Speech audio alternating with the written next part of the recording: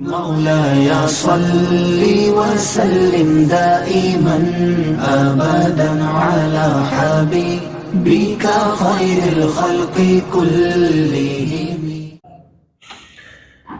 جب اللہ عز و جل نے موت کو پیدا کیا تو ہزاروں پردے ڈال دی۔ موت نے اس وقت اعلان کیا انا الموت انا الذی افرق بین البنات والامہات، میں وہ موت ہوں جو بیٹیوں اور ماؤں کے درمیان جدائی کر دیتی۔ انا الذی افرق بین الاخی والاخوات، میں وہ موت ہوں جو بھائی اور بہنوں کے درمیان جدائی ڈال دیتی ہے۔ انا الذی افرق بین کل حبیب، میں وہ موت ہوں جو ہر محبت کرنے والے کے درمیان جدائی ڈال دیتی ہے۔ انا الذی اخرب دور والقصور، میں وہ موت ہوں جو گھروں اور محلات کو ویران کر دیتے، وَأُعَمِّرُ الْقُبُورَ، اور قبروں کو آباد کرتے، میں وہ موت ہوں۔ یہ موت نے اعلان کی۔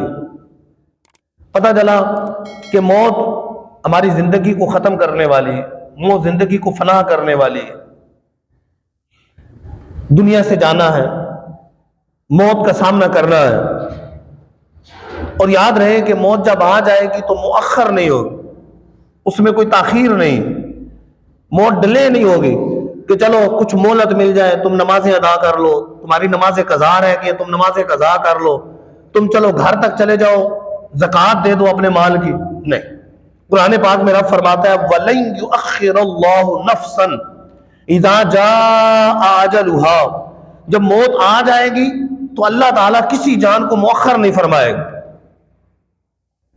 وَاللَّهُ خَبِيرٌ بِمَا تَعْمَلُونَ، اور اللہ تعالیٰ کو تمہارے اعمال کی خبر، رب تعالیٰ تمہارے اعمال کو جانتا ہے، رب کو تمہارے اعمال کی خبر ہے، تو اللہ تعالیٰ موت کو مؤخر نہیں فرمائے۔ حضرت ابن عباس رضی اللہ تعالیٰ عنہما، صحابی ابن صحابی، آپ فرماتے ہیں کہ اس آیت کی تفسیر میں فرماتے ہیں جب موت کا وقت آتا ہے، جس کی نمازوں میں کمی ہوتی ہے، حج واجب تھا، فرض تھا، کیا نہیں ہے، زکوٰۃ فرض تھی، ادا نہیں کی، کمی ہے، تو موت کے وقت وہ تمنا کرتا ہے، خواہش کرتا ہے کاش مجھے کچھ مہلت مل جائے، میں نماز ادا کر لوں، مجھے کچھ مہلت مل جائے، میں زکوٰۃ ادا کر لوں۔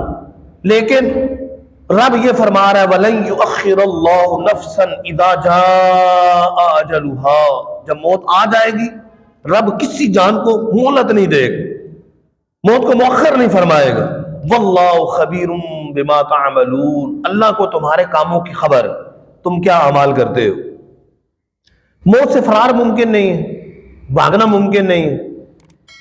حضرت سلیمان علیہ السلام کی بارگاہ میں ایک شخص آیا، کہنے لگا کہ آج ملک الموت علیہ السلام کو میں نے دیکھا ہے، مجھے گھور رہے تھے، مجھے گھور کر دیکھ رہے تھے۔ سلمان علیہ السلام نے کہا تم کیا چاہتے ہو؟ کہنے لگا مجھے دور ہندوستان کے فلاں شہر میں بھیج دے، آپ ہوا کو حکم دے مجھے بھیج دے۔ سلمان علیہ السلام نے ہوا کو حکم دیا، ہوا نے اسے دور دراز شہر میں پہنچا دیا۔ اگلے دن ملک الموت علیہ السلام حضرت سلیمان علیہ السلام کی بارگاہ میں آئے۔ سلیمان علیہ السلام نے پوچھا کہ وہ کل جس شخص کو تم غور سے دیکھ رہے تھے اس کا کیا بنا؟ ملک الموت علیہ السلام عرض کرنے لگے کہ مجھے رب کی طرف سے حکم تھا کہ اس کی روح قبض کرنی ہے اور تھوڑی دیر بعد کرنی ہے، اور یہ کرنی کہاں پر ہے؟ ہندوستان کے دور دراز شہر میں کرنی ہے۔ میں پریشان حیران تھا کہ کیسے ہوگی اس طرح، یہ کیسے وہاں پہنچے گا؟ اتنے میں خود ہی اس نے آپ سے عرض کیا، آپ نے ہوا کو حکم دیا، ہوا نے اس شہر میں پہنچا دیا، اور میں نے وہاں جا کر اس کی روح قبض کر لی۔ موت سے فرار ممکن نہیں، بھاگنا ممکن نہیں۔ تہ خانے میں چھپ جائے یا کسی پہاڑ کی اونچی غار میں چلے جائیں، مضبوط محلات میں چھپ جائیں یا مضبوط قلعوں میں چھپ جائیں، موت سے فرار ممکن نہیں۔ جتنے مرضی باڈی گارڈ رکھ لیں، سیکورٹی گارڈ رکھ لیں، پہرہ دار رکھ لیں، حفاظت کرنے والے رکھ لیں، لیکن موت سے فرار ممکن نہیں، موت سے فرار ممکن نہیں۔ رب عز و جل قرآن میں فرماتا ہے قل، اے محبوب فرما دیجئے لن ينفعكم الفرار ان فررتم من الموت او القتل، اگر تم موت یا قتل سے بھاگنا چاہو تو بھاگ نہیں سکو گے۔ اگر تم چاہو کہ موت یا قتل سے بھاگ جاؤ تو بھاگ نہیں سکتے، نہیں بھاگ سکتے۔ دوسرے مقام پہ رب عز و جل ارشاد فرماتا ہے قرآن مجید کے اندر قل ان الموت الذی تفرون منہ فانہ ملاقیکم، اے لوگو محبوب فرما دیجئے کہ اے لوگو جس موت سے تم بھاگتے ہو وہ تمہیں آ کر رہے گی، وہ موت تمہیں آ کر رہے گی. ثم تردون الی عالم الغیب والشہادہ، پھر تمہیں اپنے رب عالم الغیب والشہادہ کی بارگاہ میں حاضر ہونا ہے، رب کی بارگاہ میں پیش ہونا ہے. تو موت آ کر رہے گی، فرار ممکن نہیں ہے. رب فرما رہا ہے کہ موت جس سے تم بھاگتے ہو فَإِنَّهُ مُلَاقِيكُمْ، تمہیں پہنچ کر رہے گی، وہ موت تمہیں آ کر رہے گی، وہ موت تمہیں پہنچ کر رہے گی، موت کا سامنا تمہیں کرنا پڑے گا. ہم لوگ ویسی موت سے گھبراتے ہیں، نہیں موت مرنے کا ذکر نہ کرو، موت کا ذکر نہ کرو، نہیں مرنے کی باتیں نہ کرو. سرکار دو عالم صلی اللہ علیہ وسلم نے ارشاد فرمایا اکثروا ذکر الموت، موت کا کثرت سے یاد کرو، موت کو کثرت سے یاد کرو. کیوں کثرت سے یاد کرو؟ آگے ارشاد فرمایا فَإِنَّهُ يُمَحِّصُ الذُّنُوبَ وَيُزْهِدُ فِي الدُّنْيَا، یہ تمہارے گناہوں کو مٹائے گا، تمہارے گناہوں کو کم کرے گا، تمہیں دنیا سے بے رغبت کر دے گا، تمہارے گناہوں کو مٹا دے گا. جسے موت یاد ہو کیا وہ فلمیں دیکھے گا؟ اسے تو یہی ڈر لگا رہے گا کہ اگر ابھی موت آ گئی اور میں فلم دیکھ رہا ہوا تو کیا بنے گا، ابھی موت آ گئی میں گانے سن رہا ہوا تو میرا کیا بنے گا. رشوت لے گا، اسے یہی ذہن میں ہوگا کہ رشوت لیتے ہوئے اگر موت آ گئی تو میرا کیا بنے گا، سود کھاتے ہوئے موت آ گئی تو کیا بنے گا، ملاوٹ کا مال بیچ کر مسلمانوں کو دھوکہ دے کر جو پیسہ حاصل کیا وہ پیسہ استعمال کرتے ہوئے موت آ گئی تو کیا بنے گا، جوا کھیلتے ہوئے موت آ گئی تو کیا بنے گا، شراب پیتے ہوئے موت آ گئی تو کیا بنے گا، وہ تو ڈرتا رہے گا. فرمایا موت کو یاد کرو کہ یہ تمہارے گناہوں کو کم کرنے والے، گناہوں کو کم کر دے گی. وَيُزْهِدُ فِي الدُّنْيَا، اور دنیا سے بے رغبت کر دے گی، دنیا سے بے رغبتی کر دے گی. یہ نہیں کہ یہ بھی مال حاصل ہو جائے، وہ بھی حاصل ہو جائے، وہ بھی، بس ضرورت کی حد جتنی اپنی ضرورت ہے، بال بچوں کی ضرورت ہے، جتنی ضرورت ہے بس اتنی. یہ نہیں ہے کہ یہ بھی جمع ہو جائے، وہ بھی جمع ہو جائے، وہ بھی آ جائے. بنی آدم کا پیٹ بھر نہیں سکتا.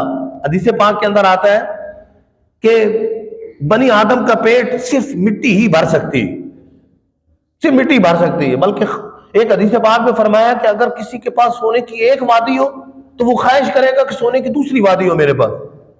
یعنی سونے کی وادی اگر کسی کے پاس، پھر بھی دل سے ہرس دنیا کی نہیں جائے، خواہش پیدا ہوگی کہ دوسری وادی ہو. اب دیکھ لے چلتا پھرتا کاروبار ہے، اربوں خربوں ایک برانچ میں لگائی ہوئی ہے، تو دل کرتا ہے دوسری برانچ بھی ہو، تیسری برانچ بھی ہو، اس شہر میں ہے تو اس شہر میں برانچ ہو جائے، اس ملک کے اندر ہے تو فلاں ملک بھی میری برانچز ہو جائے، میرا کاروبار فلاں جگہ بھی پہنچ جائے، میری یہ چیز فلاں جگہ بھی پہنچ جائے.